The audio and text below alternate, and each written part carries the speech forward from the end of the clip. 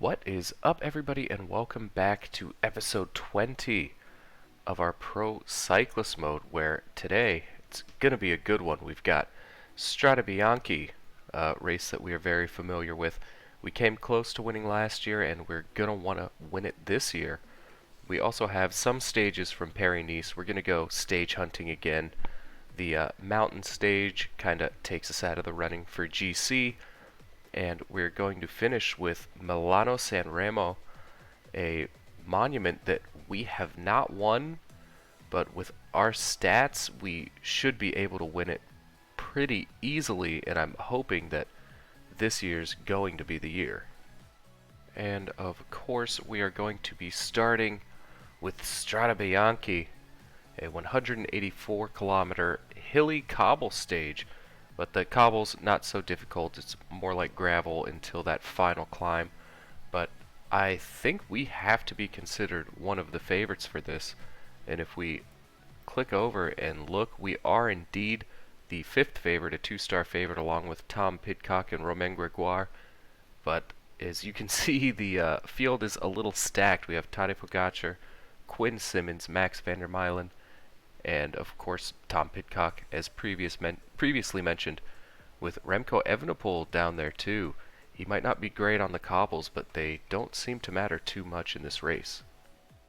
And here with about 50k to go, we are starting to push the pace. Zambonini, not the best on the cobbles, but he is doing a good job of eating the wind for us, as the rest of the group looks like they're suffering a little bit. So we are not going to hold back, and we're going to try and press our advantage whenever we can. And with about 20k to go, then we're really going to look to attack and make something happen. And over at the top of that climb, with about 45k left to go, we have actually split the group, and now we are off the front with our teammate Zambonini, Quinn Simmons, and Tadej Pogacar. So looks like an elite group has already started to form, and we're going to see if we can keep this away until the end of the race. And with 30k to go, we have been caught by a small group behind there, 16 riders in our group. Now we are 250 behind the front group, but this is bad news, as we had the stamina advantage over Pogacar and Simmons. And now we're going to have to work hard to get away from this group once again. And with 22k to go, that front group still are now 3 minutes ahead. So we're going to have to make our move now rather than later, as it's Alberto Bettiol starting to make an attack. We're going to have to use our sneak so we don't get caught up, as Zambonini almost getting in our way. So now we do catch that front group that attacked. Bettiol still attacking off the front. We cannot afford to let him get away, as Zambonini is just about done. It's going to be the Colle Pinzuto, where we are going to look to make our mark. We are cutting into the advantage of that front group, which was an absolute necessity. And now we're going to go ahead and launch our attack up the start of this climb, as Pidcock looks to follow. And we're going to see if he can do just that. And I think he's going to be able to. But we are in a group of four now. Ourselves, Pidcock, Simmons, and Pogacar. And we're going to go ahead and set up and let them take some of the work. And now with the front group only a minute and 30 ahead of us, we do have a real shot at pulling them back and winning this race. And with 12k left, we have reached the bottom of Le Tolfe. Our stamina has been replenished, and we are just trying to pace to stay in front. Another group has caught on to us. Remco Evenepoel also in that group, and we are going to have to slow our pace down. We are rapidly catching the front group, which is good news, as Pogacar puts in a little dig. We can't let that go unanswered, as Vidar gets caught. But now only 9 kilometers left in the race, 30 seconds to the group in front. We are not going to kill ourselves to bring that back just yet. I think we can make that up on the last climb, but if they do stretch that out, it's going to become a problem. So we are going to sit up and let Remco, Tade, Kovi, everybody else try and make that up as we come up to the Palazzo Diavoli, and I can see an attack being made here, so we're going to go ahead and set our effort to 89 as we are just getting blown away by some of these stronger riders. We need to monitor our pace, keep up with it, and about 4K left to go. We're going to pop our energy gel, and no aerodynamic descent, but we will use our aerodynamic positioning, see if we can get to the front, because this race is about to end, and it is about to end on very narrow streets. We need to be towards the front, and right from the bottom we are going to ramp up the pace to about 89, maybe 92 now. We don't want to use our energy just yet, and our energy gel pops, so we can start our sprint 1K out, but it's going to be just too far. Pogacar and Alaphilippe are already in front of us. We get a little bit of our red bar back, but it's not going to be enough to catch them, as Julian Alaphilippe wins from Tadej Pogacar as we come across the line in third place. So another step up from 5th to 3rd, but not quite the result we were looking for.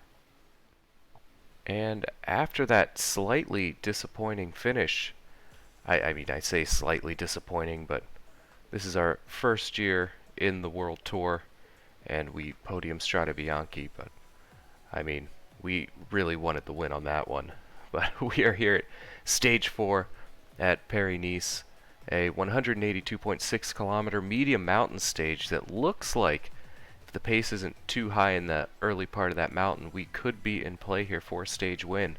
That's exactly what we're going to look for. We're 136th in GC, so we have nothing to lose. We're just going to try and make fireworks happen every stage with elevation and hope for a stage win.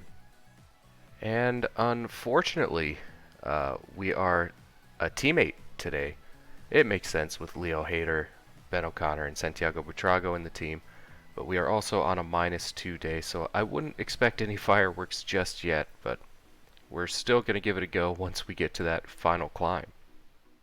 And here with 25K to go, we have caught the front group, and I'm about to try and get to the front to push the pace. Santiago Buitrago in a great spot after he did have a fall earlier, unfortunately, but our stamina looking terrible. We're not going to be able to keep up with these mountains guys, so it's better just to push the pace now and see if we can use our hill stat to keep some of these mountain guys in check. Right now, looks like we are putting a lot of people under pressure, as Buitrago even losing a little bit of his red bar to our pace, as David Gaudu on Team Vittel, which is the old FDJ,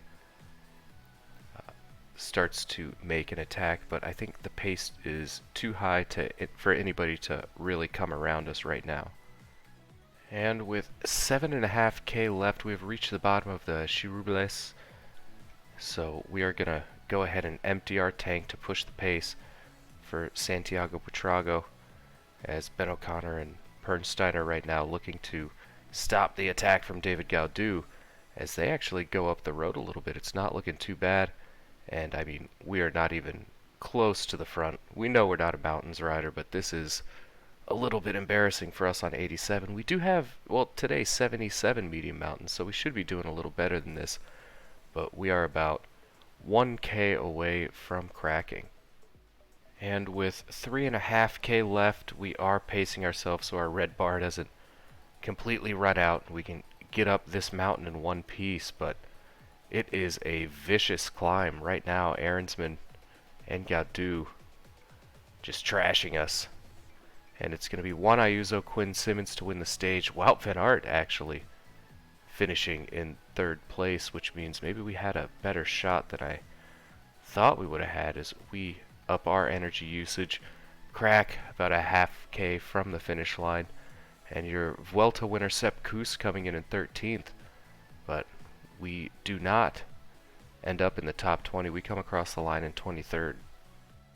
And up next we have stage 6 of Paris-Nice, a 193.5 kilometer hill stage with a nice little ramp there at the end that looks like it's going to suit us well, but a giant mountain in the middle of the stage that does not. So we're going to see if we can stay with the front group over that large climb and see if we can make it out on the other side with a shot to win this. And because we are 7 minutes back, we have decided to jump in the breakaway today as directed by the race director. So we're going to go ahead and fight for some of these mountain points and see if we can stay away until the end of the race, as the peloton should really have no reason to pull us back. And with 49k left in this stage, we are tied for the lead on mountains points with Vladimir Saracen, and we are going to have to look to get over the top of this one first as the group starts to pace a little heavily, but it seems like it's too early for that.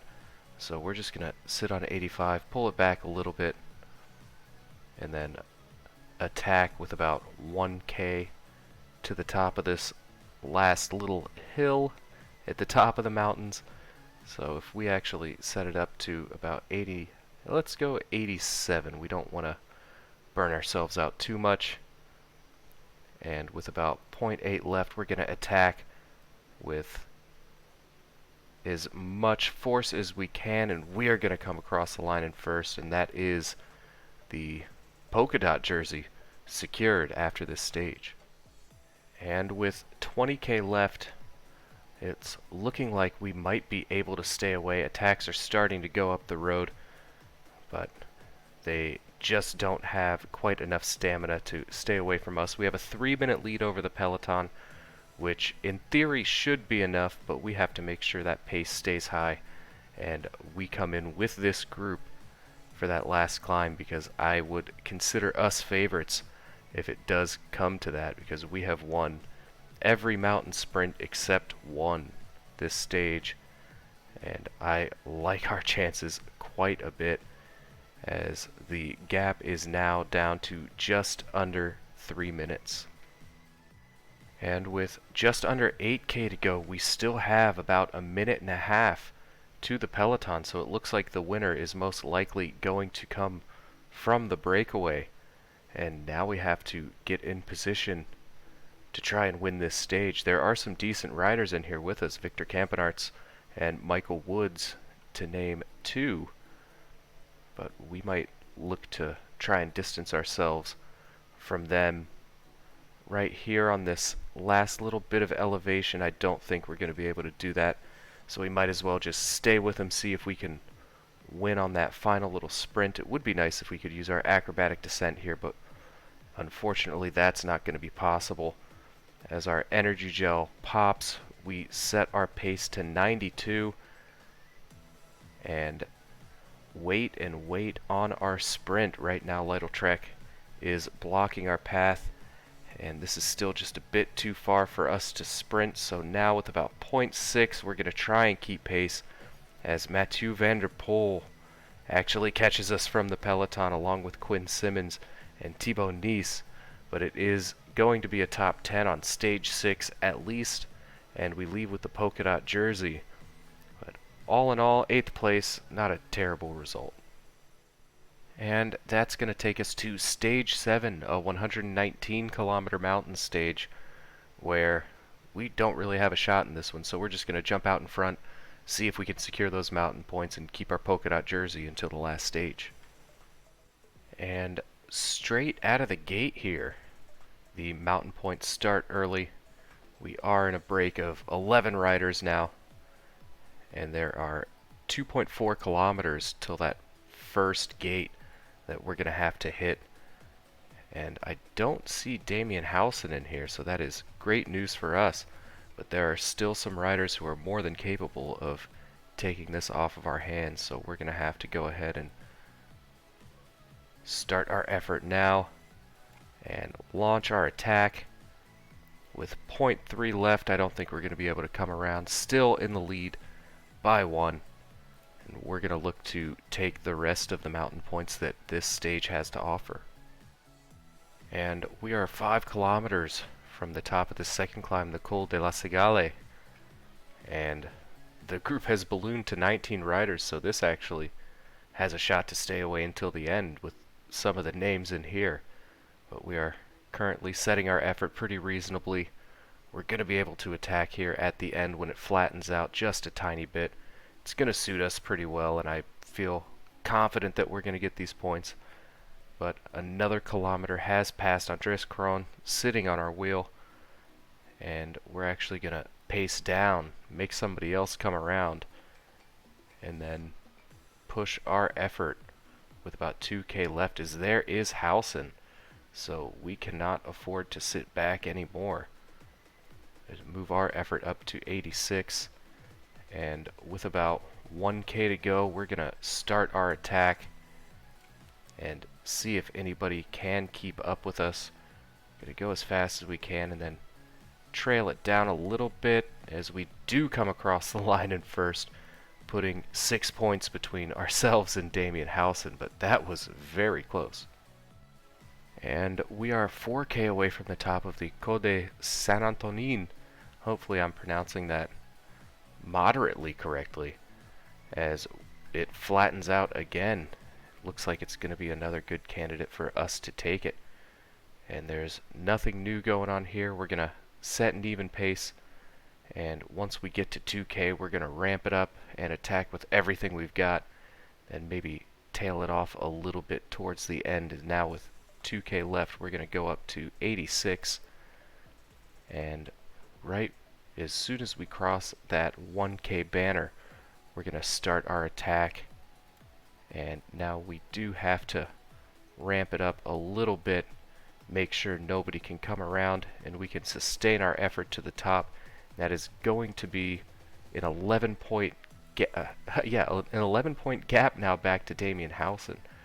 So that means unless Damien Halsen wins the stage, we will be wearing the polka dot jersey going into the final stage, stage 8. And with 7k to go, we are protecting against cracking, so we still have a pretty healthy lead over the peloton, and we have been dropped by everybody as they go for these mountain sprint points that are so common in these races.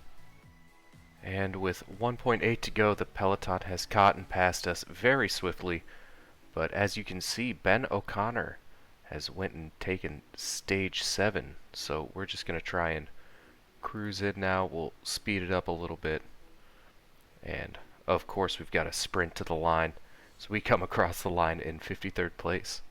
And up next we do have the final stage of Paris-Nice, stage 8, Plan du Var de Levens.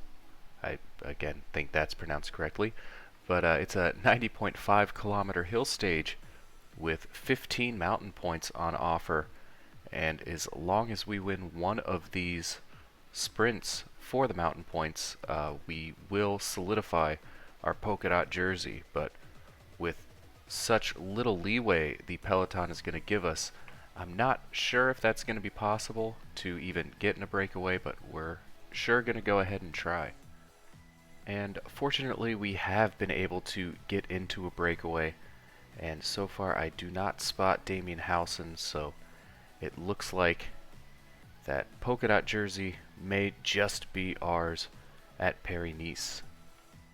And we have 4k to go until the top of this first climb, so we're going to try and put ourselves in a slightly better position. We don't have a full red bar, but with Halsen not here, as soon as we get a single point, I believe we will go ahead and clinch our polka dot jersey, as long as none of these guys are up there in the standings, which I can't quite see right now. But with 2k left, we're going to go ahead and step up onto the front, and here shortly, probably a little less than 1k to go, we are going to go ahead and make our attack, and we're going to use all of our acceleration that we can. Tesfazion goes ahead and takes first place, but we move up into first place by 14 points, and with only 10 points left in the race, that means the polka dot jersey is effectively ours.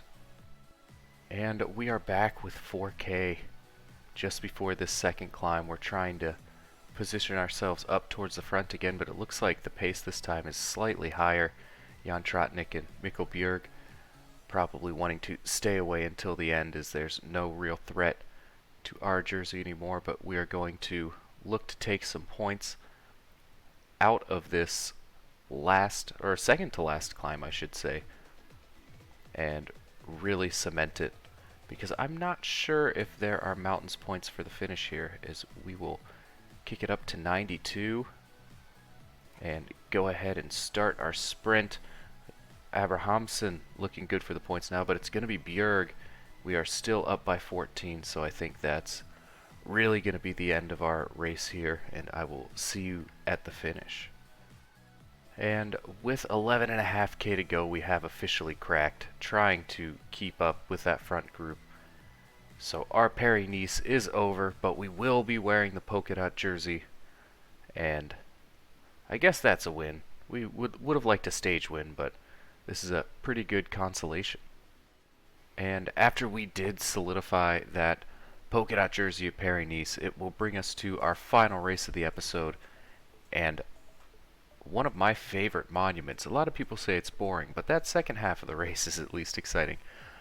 Milano-San Remo, a 299.2 kilometer flat stage, but as you can see, the Poggio there looming towards the end of the race is where we're going to try and make our attack, and I think this is going to be a profile that really suits us. And with 28.5k to go, we have reached the bottom of the Cipressa, the second to last climb. We are looking just to stay with the front group and guard against any attacks. Fred Wright has been caught back. There's a group of 4 that's not super threatening up the road right now, but we're just going to pace, and get ready for our attack on the Poggio, as right now Eiking and Fortunato are leading the peloton, and as we are slowly clawing back this front group. And Cataneo, Honoré, De Bont, and Vermeersch, it's slightly threatening, but I don't think it's anything that we can't pull back between here and the Poggio, and I don't think it's anything we have to worry about dropping on the Poggio. And with 12k to go, we are nearing the base of the Poggio, so we are going to go ahead and set our effort to 85. Use our sneak just in case anybody tries to block us off. And we are about to hit the bottom of the slopes right now, so we're going to set our pace up to 92. Wait out this little attack, and as we come to the front, we are going to use our acceleration as much as we can. It looks like Remco is able to hold on to our wheel, and we can't have that, as this is going to be a sprint finish, and he is definitely going to outsprint us. So hopefully our aerodynamic descent will allow us to get away from him over the top here, as we are just setting our effort to 99. It looks like we do have a little bit of space, and we can set our acrobatic descent, hope our red bar comes back, and hope we get a gap back to Remco Evenepoel, and it does look like we have about 7 seconds. Just about. I don't know if we're going to have what it takes to stay away until the end. As now a 13-second gap. We are on 89. Maybe move it up to 92. We don't have much of a sprint, but we can pace ourselves to this victory. We have a 30-second gap to the peloton behind us, and with 1k to go, we're going to launch our sprint, and we're going to go take our second monument. Milano-San Remo has been won by Vladimir Saracen, and coming in second place will be Kasper Asgreen and Ivan Garcia Cortina to round out the podium. That is now 2 podiums down for Vladimir Saracen. And there we can see the final results of Milano-San Remo. Vladimir Saracen coming in 22 seconds ahead of Kasper Asgreen, Ivan Garcia Cortina, back to Dylan Groenewegen, and Quinn Simmons coming in 5th place. So a huge result for Vladimir Saracen, his first major win with Bahrain victorious, and hopefully in the next episode there are going to be more of those to come. And with that win, we do get a level up. And I don't think, no, we do not get to improve our rider at all. And we won't in the next level either. So unfortunately, I think we might have leveled up for the last time and actually get better. But if we go over to our skill point, I think moving into, if we just do network, maybe. I don't really have an interest in switching teams this year. I kind of like the fit with Bahrain Victorious. So I think we'll go ahead and take Fitness Peak. We can have extended duration of consecutive target periods. I think that's going to suit us well when we are riding through some of these tough sections of the season. But that is going to do it for the 20th episode of our Pro Cyclist Mode. And episode 21 is looking like it's going to be a great one, as we've got the Ronde van Vlaanderen and Liège-Bastogne-Liège, perhaps Paris-Roubaix as well, but I'm not actually quite sure if that's on our calendar. But regardless, 2 monuments in the next episode, and 2 pretty winnable monuments if we can keep up on the couples in Flanders. But I wanted to say thank you for your support, and if you liked the content, please feel free to subscribe or to leave a like, and let me know if we should look to stay with Bahrain Victorious long term, or if we should go to another team again after the end of this season. But for now, just wanted to say thank you, and I'll see you later.